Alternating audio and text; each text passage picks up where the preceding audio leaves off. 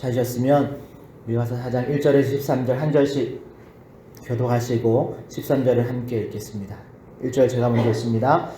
끝날에 이르러는 여호와의 전에 산이 산들의 꼭대기에 굳게 서며 작은 산들 위에 뛰어나고 민족들이 그리로 몰려갈 것이라. 곧 많은 이방 사람들이 가며 이르기를 오라 우리가 여호와의 산에 올라가서 야곱의 하나님의 전에 이르자. 그가 그의 도를 가지고 우리에게 가르치실 것이니라.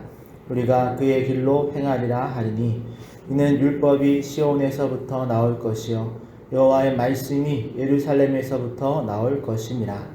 그가 많은 민족들 사이에 이를 심판하시며 먼 곳 강한 이방 사람을 판결하시리니 무리가 그 칼을 쳐서 보습을 만들고 창을 쳐서 낫을 만들 것이며 이 나라와 저 나라가 다시는 칼을 들고 서로 치지 아니하며 다시는 전쟁을 연습하지 아니하고 각 사람이 자기 포도나무 아래와 자기 무화과 나무 아래에 앉을 것이라. 그들을 두렵게 할 자가 없으리니 이는 만군의 여호와의 입이 이같이 말씀하셨습니다. 만민이 각각 자기의 신의 이름을 의지하여 행하되 오직 우리는 우리 하나님 여호와의 이름을 의지하여 영원히 행하리로다. 여호와께서 말씀하시되 그날에는 내가 저는 자를 모으며 쫓겨난 자와 내가 환난 받게 한 자를 모아 발을 저는 자는 남은 백성이 되게 하며 멀리 쫓겨났던 자들이 강한 나라가 되게 하고 나 여호와가 시온산에서 이제부터 영원까지 그들을 다스리라 하셨나니 너 양떼의 망대요 딸 시온의 산이요 이전 권능 곧 딸 예루살렘의 나라가 내게로 돌아오리라. 이제 내가 어찌하여 부르짖느냐. 너희 중에 왕이 없어졌고 내 모사가 죽었으므로 내가 해산하는 여인처럼 고통함이냐. 딸 시온이여 해산하는 여인처럼 힘들여 나을지어다. 이제 내가 성읍에서 나가서 들에 거주하며 또 바벨론까지 이르러 거기서 구원을 얻으리니 여호와께서 거기서 너를 내 원수들의 손에서 속량하여 내시리다. 이제 많은 이방 사람들이 모여서 너를 치며 이르기를 시온이 더럽게 되며 그것을 우리 눈으로 바라보기를 원하노라 하거니와 그들이 여호와의 뜻을 알지 못하며 여호와께서 곡식단을 타작 마당에 모음같이 그들을 모으셨나니 딸 시온이여 일어나서 칠지어다. 내가 내 뿔을 무쇠 같게 하며 내 굽은 놋 같게 하리니 내가 여러 백성을 쳐서 깨뜨릴 것이라. 내가 그들의 탈취물을 구별하여 여호와께 드리며 그들의 재물을 온 땅에 주께 돌리리라. 아멘. 오늘은 여호와께서 속량하여 내시리라 라는 제목으로 하나님의 말씀을 전합니다. 오늘 미가 4장은 전반적으로 회복에 대한 예언입니다. 3장 마지막 12절에서 성전에 사는 숯불의 높은 곳이 되리라 라는 경고가 있었는데요. 4장 우리 1절에서는 끝날에 이 시간적인 단서와 함께 여호와의 전에 산이 산들의 꼭대기에 굳게 서며 작은 산들 위에 뛰어나고 민족들이 그리로 몰려갈 것이다 라는 회복의 메시지로 시작되어집니다. 그리고 2절에서는 예전 복음송이 오라 우리가 여호와의 산에 올라 하나님의 전에 오르자 라는 이 율법이 시온에서 나오고 그의 말씀은 예루살렘에서 라는 이런 찬양의 가사가 되었던 이런 기록이 남아져 있죠. 또 3절에서는 그가 여호와께서 많은 민족들 사이의 일, 즉 심판하시고 또 먼 곳 강한 이방 사람을 판결하신다라고 말하면서 칼과 창을 보습과 낫으로 만들고 다시는 칼을 들고 서로를 치는 그런 전쟁이 없게 하겠다라고 예언합니다. 4절에 보면 각 사람이 자기 포도나무 또 무화과 나무 아래에 앉을 것이다 라는 이 예언은 열왕기상 4장 24절에서 25절의 말씀을 떠올리게 하는데요. 그 말씀을 읽어드리면 솔로몬이 그 강 건너편을 딥사에서부터 가사까지 모두 그 강 건너편의 왕을 모두 다스림으로 그가 사방에 둘린 민족과 평화를 누렸으며 솔로몬이 사는 동안에 유다와 이스라엘이 단에서부터 브에세바까지 이르기까지 각기 포도나무 아래와 무화과 나무 아래에서 평안히 살았더라 라는 기록을 남겨놓았습니다. 그리고 이런 평안의 이유를 이는 만군의 여호와의 입이 이같이 말씀하셨기 때문이다 라고 분명히 기록해 놓았습니다. 그러니 이런 평화, 이런 회복은 인간의 노력이나 행위로 얻어낸 것이 아니다 라는 말이죠. 전적인 하나님의 은혜로 이루시는 그런 회복을 예언하고 있는 겁니다. 그리고 6절에서 8절의 말씀에 보면 여호와께서 말씀하시되 그날에는 즉 1절에서 7절에 언급되는 그 끝날 마지막 날에는 저는 자 쫓겨난 자와 또 내가 하나님께서 환난받게 한 자들을 모아서 발을 저는 자는 남은 백성으로 쫓겨났던 자들은 강한 나라가 되게 하겠다라고 그리고 나 여호와가 시온산에서 이제부터 영원까지 그들을 다스리리라 라고 약속하십니다. 그렇게 8절에서는 최종적으로 딸 시온과 또 딸 예루살렘 동일한 표현이죠. 반복하면서 하나님께로 돌아올 것을 예언하고 있습니다. 이 정도만 읽어도 우리가 앞서 에스라 느헤미야서를 읽고 지나온 저희들이 이 이야기가 바벨론 포로기 70년 후에 하나님의 은혜로 고향으로 돌아오는 이스라엘 백성을 우리가 떠올릴 수 있죠. 물론 미가의 예언을 듣던 그 당시의 백성들은 이 일이 이게 어떤 이야기를 하는 것인지 상상도 못했겠지만 말이죠. 그런데 9절에서 13절에서는 앞서 약속된 그런 회복이 결코 그냥 주어지지 않는다라는 것을 보여주고 있습니다. 9절에서는 딸 시온이 여호와께 부르짖고 또 왕과 모사가 없어지고 또 그의 고통이 해산하는 여인의 고통과 같은 그런 극심한 고통이 있을 것이다 라는 표현을 해놓았습니다. 그런데 이런 회복 전에 겪게 될 그런 고통의 시기를 10절에서는 딸 시온이여 해산하는 여인처럼 힘들여 나을지어다 라고 조언합니다. 그리고 이어지는 말씀은 이제 내가 성읍에서 나가서 들에 거주하게 될 거고 또 바벨론까지 이르러 거기서 구원을 얻을 것이다 라고 말합니다. 이 예언이 미가서가 쓰여질 당시에는 어떤 의미였는지를 잘 몰랐을지 모르겠지만 이 예언은 예레미야의 예언과 동일한 의미의 예언이죠. 유다의 멸망을 예언한 예레미야는 예레미야 선지자는 더 이상의 회복의 기회가 없다.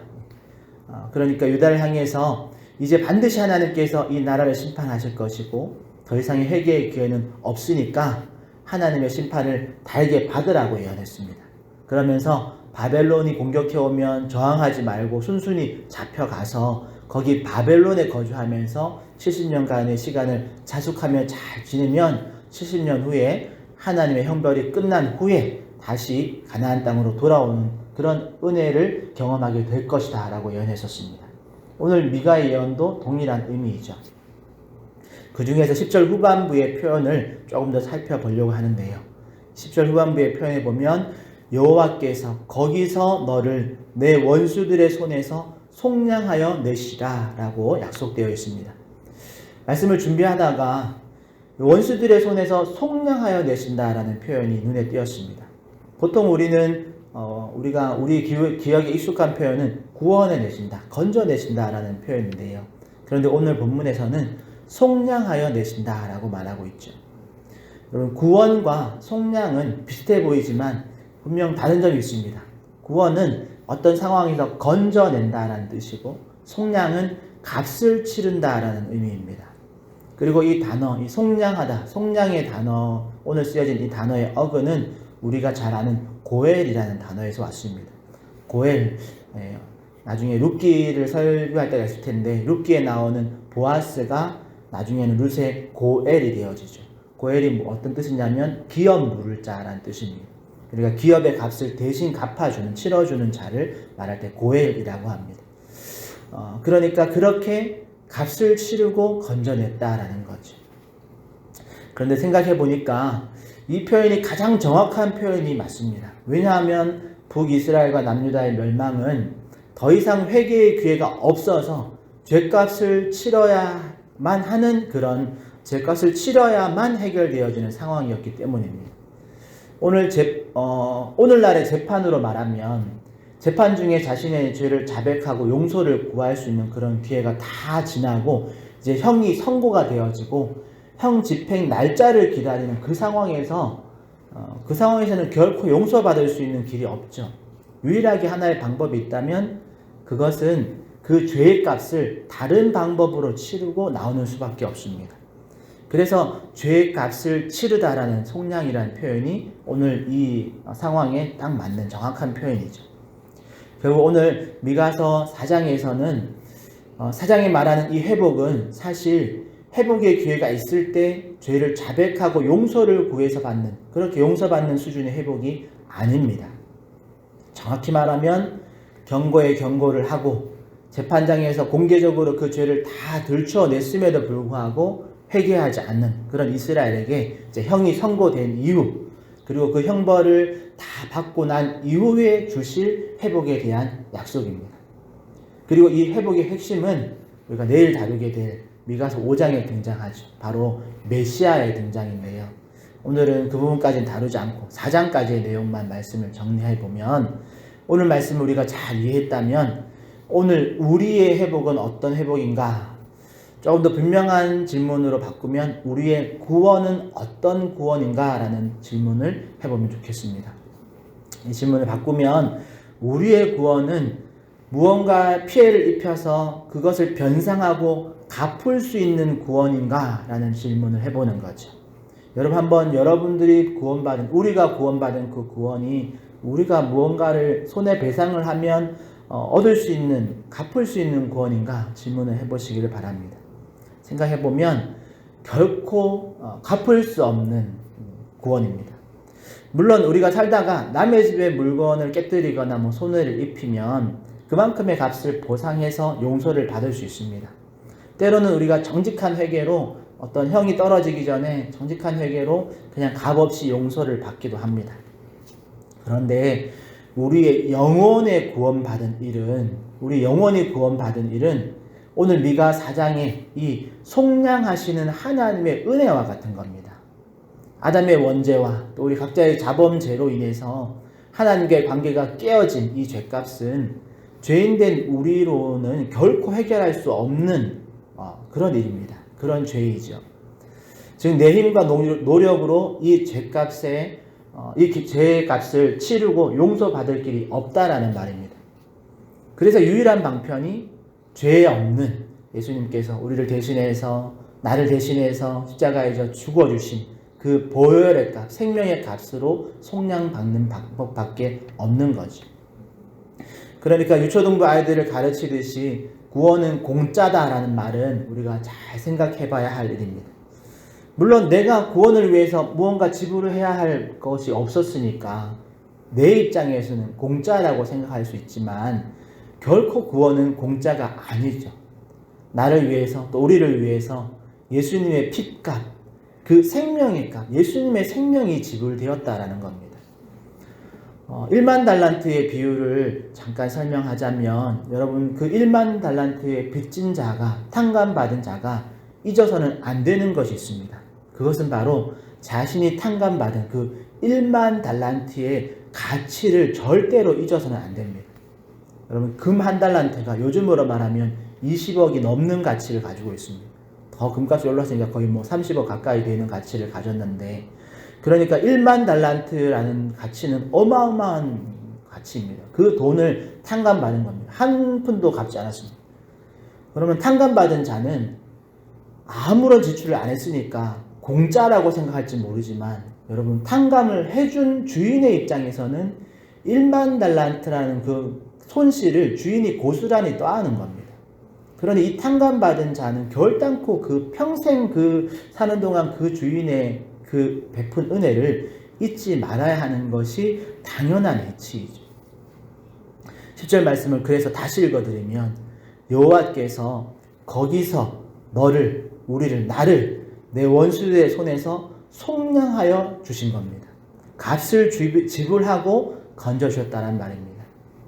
죄인된 우리가 사단의 올무에서 벗어날 수 있는 유일한 방법은 우리 한 사람의 목숨값을 예수님의 보혈로, 예수님의 생명으로 속량하고 풀려나게 하셨다라는 겁니다.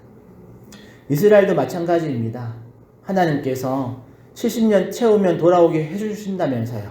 그러니까 70년 다 채웠으니까 더 갚을 거 없죠? 하고 이렇게 생각할 수 있을지 모르겠지만 사실 이스라엘의 이 죄의 값은 70년으로는 절대 갚을 수 없는 죄악이었습니다. 오랜 시간 동안 쌓여있던 죄, 하나님이 참고 참으셨던 그 죄. 여러분 그래서 성경의 다른 본문에는 하나님께서 그 형량을 가볍게 하셨다. 즉 원래 받아야 할 무게보다 적게 짧게 심판하셨다라고 기록해 놓았습니다. 어찌 보면 이렇게 짧게 심판하신 것에 대해서 사탄이 하나님 계산을 좀 잘못하신 거 아닙니까? 이렇게 짧게 심판하시면 어떻게 합니까? 공의의 하나님이시라면서요. 그러면 계산을 똑바로 하셔야죠. 라고 하나님을 비난했을지도 모릅니다. 그런데 그런 비난까지도 하나님은 하나님이 다 감수하시면서 70년이라는 시간을 선고하신 거죠. 그러니 이스라엘이 자신의 죄로 인해서 망하고 역사 속에서 없어져도 할 말이 없는 그런 죄의 값을 하나님께서 은혜를 베풀어 주셔서 감형해 주신 것입니다. 그리고 내일 더 자세히 보겠지만 이스라엘을 그 원수의 손에서 속량하신 하나님께서 이후로는 예수 그리스도를 이 땅에 보내주시고 그분의 대속의 죽음, 속량의 죽음을 통해서 우리 각자의 죄값을 치루어 주셨습니다. 그러니 우리가 잊지 말 것은 내가 뭘 잘해서 구원을 받은 것이 아니라는 걸 꼭 기억하시기를 바랍니다. 또 내가 어떤 공을 쌓아서 내 죄값에 합당한 어떤 변상을 해서 용서받은 것이 결코 아니다라는 점. 죄인된 우리가 아무리 착하게 살아도 우리는 이미 죄의 감옥 속에 들어와 있는 죄인입니다. 이 죽음이라는 심판이 이미 선고되었고 형 집행의 날짜를 기다리고 있는 죄수일 뿐입니다. 그 죽음의 감옥에서 여러분 우리가 아무리 착하게 살아봐야 언젠가는 죽음의 형벌을 받는 겁니다. 그런데 예수 그리스도를 믿고 그분을 믿음으로 나의 구원자로 받아들이면 죄 없으신 우리 주님께서 나의 죄값을 대신 지불해 주시는 거죠. 속량해 주시는 겁니다. 그래서 내가 또 우리가 예수 그리스도의 속량으로 영원한 생명을 누리게 되는 것입니다. 사랑하는 성도 여러분, 우리는 이렇게 속량하시는 하나님의 은혜 입은 자임을 믿으시기를 바랍니다. 이런 하나님의 은혜에 무한 감사하시는 그런 성도들이 되시기를 축복합니다. 또 그 은혜를 베풀기 위해서 이 땅에 오신 예수님의 탄생을 기념하고 감사하는 날이 하루 앞으로 다가왔습니다. 그러니 우리가 용서받은 그런 속령받은 성도로서 다시 주어진 오늘 하루라는 이 시간을 예수님을 대신해서 예수님의 이 땅에 계셨던 그 사역들을 대신해서 하나님의 나라가 이 땅에 임하기를 또 하나님의 나라를 힘있게 세워가는 우리 모든 화전충영교회 성도들 되시기를 예수님의 이름으로 축복합니다. 기도하겠습니다. 하나님 감사합니다. 하나님 우리의 구원받음이 결코 우리의 노력으로 우리의 어떤 수고로 하나님에게 피해 입은 거 우리가 보상할 수 있다라는 착각에서 벗어나게 하여 주시고 이 모든 구원의 은혜가 예수님의 피값으로 생명값으로 우리의 죄를 속량하셨음을 기억하게 하여 주시옵소서. 갚을 길 없는 그 은혜를 우리가 입은 자로서 하나님 우리가 주님 앞에서 더 하나님께 감사하며 또 예수님의 생명을 대신 이어받은 자들로서 우리의 삶 속에서 하나님의 나라를 더 세워갈 수 있는 우리의 사명을 잘 감당하는 우리 모두가 되게 하여 주시옵소서. 감사하며 예수님의 이름으로 기도합니다. 아멘. 하늘에 계신 우리 아버지여 이름이 거룩히 여김을 받으시오며 나라의 임하옵시며 뜻이 하늘에서 이룬 것 같이 땅에서도 이루어지이다. 오늘날 우리에게 일용할 양식을 주옵시고 우리가 우리에게 죄 지은 자를 사하여 준 것 같이 우리 죄를 사하여 주옵시고 우리를 시험에 들게 하지 마옵시고 다만 악에서 구하옵소서. 대개 나라와 권세와 영광이 아버지께 영원히 있사옵나이다. 아멘. 오늘 말씀 생각하시면서 하나님의 베풀어 주신 속량해 주신 그 구원의 은혜에 감사하시고 또 성탄절 하루 앞으로 다가왔는데 또 성탄절의 이 기쁨을 또 우리 주변에 있는 하나님을 알지 못하는 많은 사람들에게 전하는 우리가 되게 해달라고 또 우리 환우들을 위해서 우리 개인의 기도 제목 가지고 우리 주님 한번 찾고 통성으로 기도하며 나가겠습니다. 주여